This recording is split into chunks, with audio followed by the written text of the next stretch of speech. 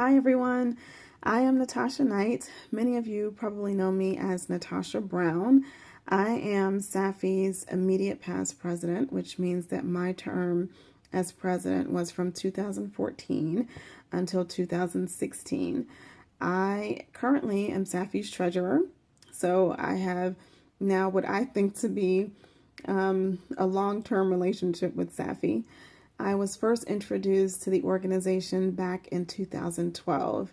At that time, I was a postdoc. I was just finishing up my PhD program, and as a PhD student, I had served as the president of the Black Graduate Student Association at Hopkins School of Public Health. And I wanted an opportunity to continue connecting with an organization that really fostered and advocated for providing support for students of color. But also I had discovered in that role that I had really enjoyed being in a leadership position, and I wanted to continue in that vein if at all possible. So just so happened that SAAPHI got on my radar through an email from another listserv, and I decided that I would run for secretary because the organization at that time was looking for folks to nominate themselves for various positions on the governing board.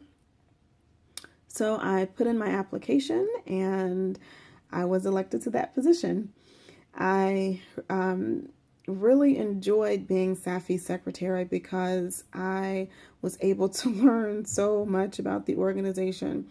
You know, it was the type of position that forced me to listen, forced me to ask questions, forced me to take notes and to jot down things and look things up if I didn't understand the context, or to reach out to, existing leaders to help me understand what was going on. So I really enjoyed that role, and I really came to love SAAPHI during that first year.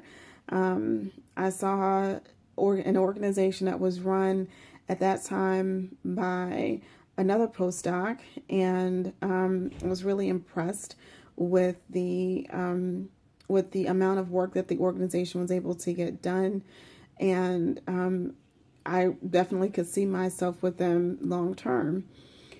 So I, as I said, truly enjoyed that first year. SAAPHI, I think, was also the organization that it didn't connect me to APHA because I already knew about APHA, but what it did was it let me know what the leadership opportunities were within APHA.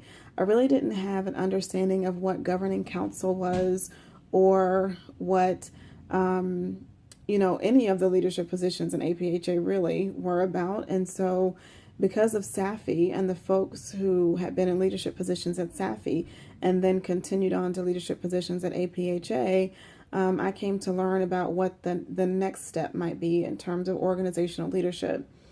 I have not yet had an opportunity to pursue that type of position at APHA, but it's definitely still on my professional radar. It's definitely part of my goals and aspirations for my professional career. And, it also has opened my eyes up to think about other organizations that may be even more specific to my area of research.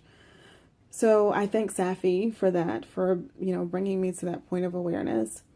Currently, I am a program director in the Integrated Networks branch at the Center to Reduce Cancer Health Disparities at the National Cancer Institute.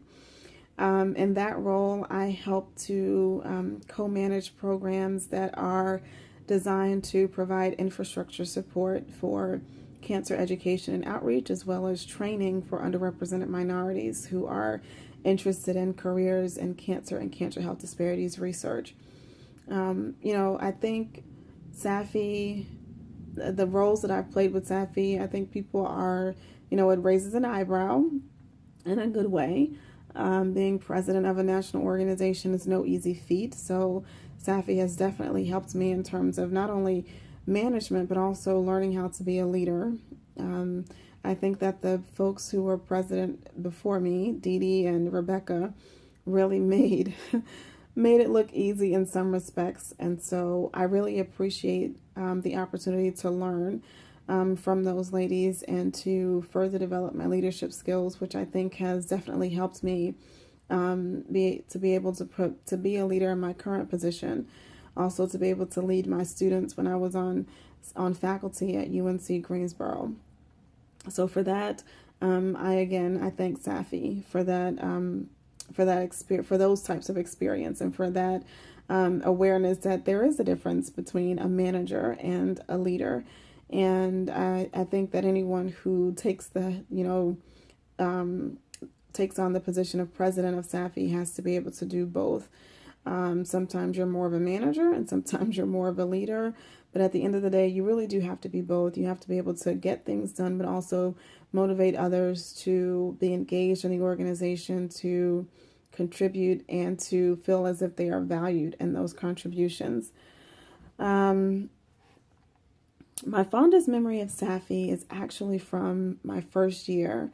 Not only was I secretary that year, but I had also volunteered to be co-chair of the Mentoring and Professional Development Affairs Committee. I co-chaired that committee with Dr. Kamanya Graham-Tutt, and one thing that the committee wanted to do was to sort of revitalize SAAPHI's mentorship efforts. We wanted to find a way to connect younger folks with folks who had a lot more experience and who were more seasoned in their careers. So one of the things that we decided to do was, or we proposed rather to the governing board, was a mentoring roundtable, sort of like speed dating at the group level, so that folks could really get connected with people who were at least one step ahead of them. So we had, folks from mostly academia at that time, but we wanted to make sure that we included folks at all levels so that people could see the trajectory and what you might learn at each level of the career trajectory.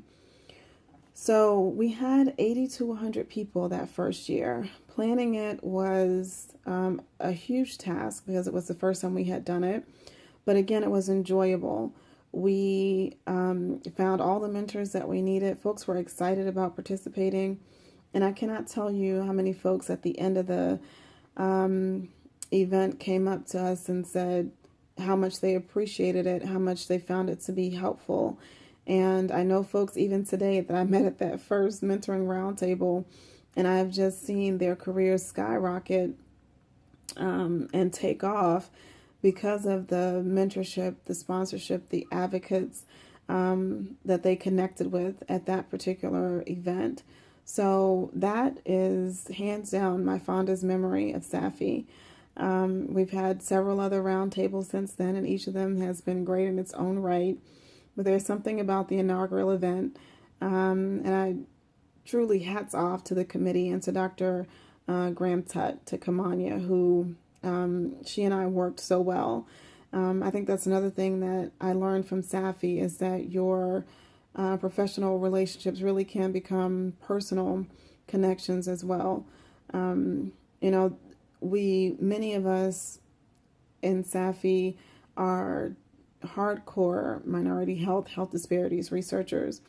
And when you find other folks who look like you, who have the credentials that you have, who can relate to the struggles that you experience in achieving your accomplishments and going after your goals, it makes a huge difference.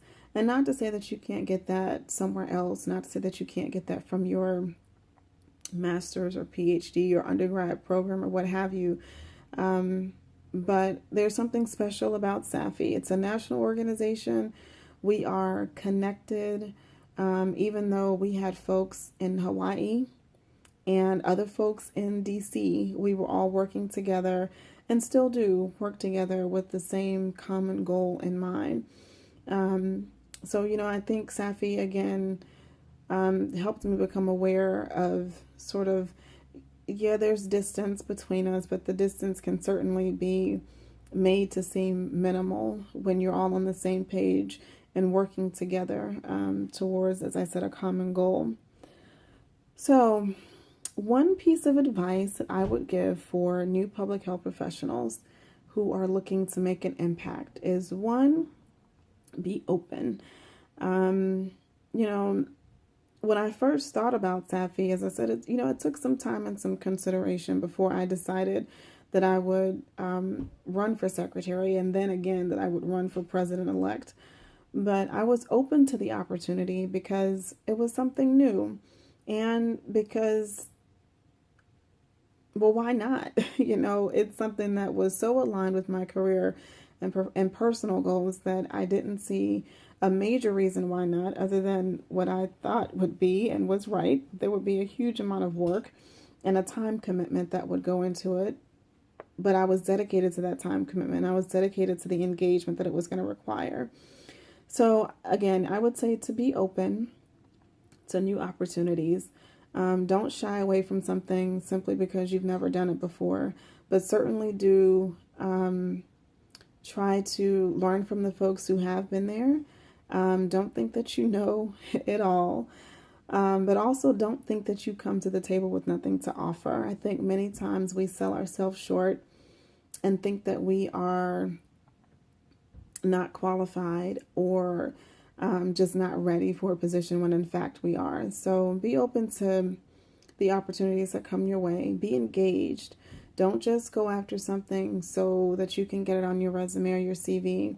There is nothing worse for the organizational leaders to have folks who say that they're on board, say that they're good to go, and then we don't hear back from them for weeks and weeks and weeks to come. So be engaged in whatever it is that you commit yourself to and follow through with that commitment, because folks are truly depending on you. And the last piece of advice I would say is to not be afraid to make mistakes. We're all going to make them. The important thing is that you learn from them and that you